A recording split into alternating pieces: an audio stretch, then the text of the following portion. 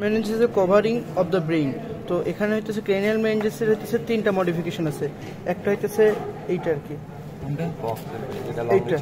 এটা হচ্ছে Fox সেরিব্রি longitudinal দুইটা সেরিব্রাল হেমিস্ফিয়ারের মাঝখানে থাকে, এই যে এইটা আর কি। আচ্ছা, এইটা হচ্ছে ট্রান্সভার্স সেরিবেলাম এবং সেরিবেলামের মাঝখানে যে ফিশারটা থাকে ওই মানে ইয়েটাতে গ্রুপটা থাকে ওই ওখানে থাকে আর কি। এটা হচ্ছে টেন্টোরিয়াম সেরিবেলি। আচ্ছা, আর ড্রাইফ্রাগমাল সেল তো এখানে দেখায় নাই। আচ্ছা, এখন আসো ব্রেইন। ব্রেইনের হইতেছে এইটা হইতেছে ভেন্ট্রাল পার্টের হইতেছে, এইটা হচ্ছে পন্স, আর এইটা হচ্ছে মেডুলা অবলঙ্গাটা, আর এইটা হইতেছে স্পাইনাল কর্ড।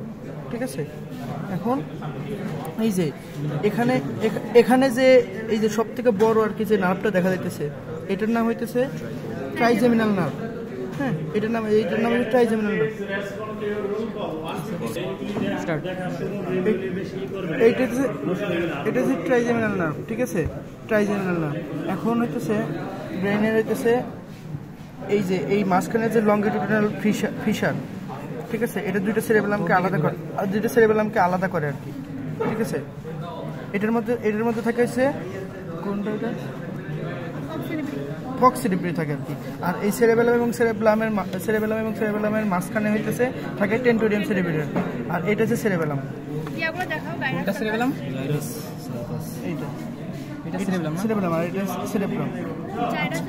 এখন হইতেছে যেটা গর্ত, হ্যাঁ, এখানে যেটা গর্ত সেটা হইতেছে সালকাস। ঠিক আছে, আর যে উঁচু যে অংশটুকু সেটা হচ্ছে জাইরাস। বুঝতে পারছো? মানে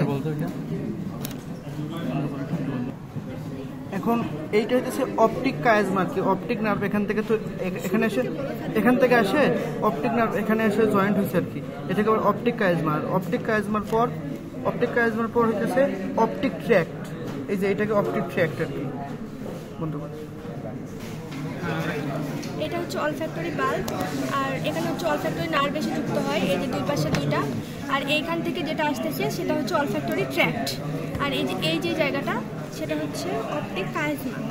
আর এই অপটিক কায়াজমা থেকে দুই পাশে যেটা যাবে সেটা হচ্ছে অপটিক কায়াজমাটা ট্র্যাক্ট। আর এটা সেটা হচ্ছে ম্যামিলারি বডি। এই যে এই উঁচু জায়গাটা হচ্ছে ম্যামিলারি বডি, আর দুই পাশে যে উঁচু জায়গাগুলো সেগুলো হচ্ছে পাইরিমিডাল লোব। তারপরে এই যে পাইরিমিডাল লুপ,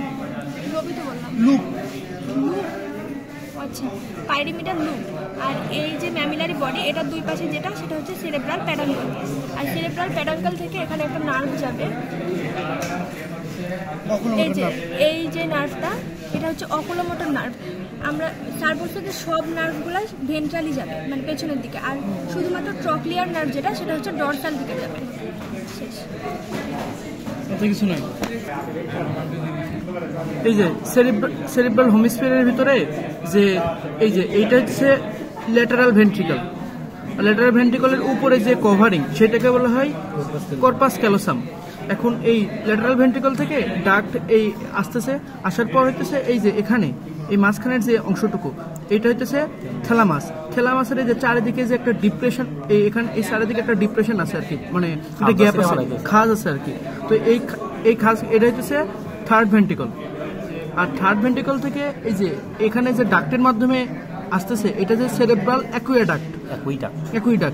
আর এই সেরেব্রাল অ্যাকুইডাক্টের পর এই যে ভেন্ট্রিকল আছে এখানে, এটাকে আবার ফোর্থ ভেন্ট্রিকল। এটা আমরা আরেকবার করলাম। এই যে দুইটা, এগুলো হচ্ছে অপটিক লোব। আর এখান থেকে যেই অপটিক লোব অলফ্যাক্টরি বাল্ব না দুটো,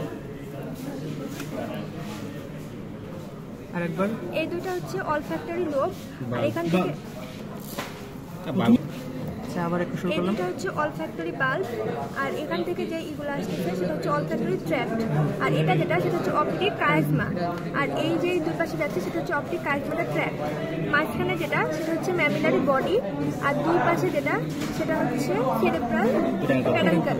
আর এই যেগুলো এগুলো হচ্ছে পাইরিমিডাল লুপ। আর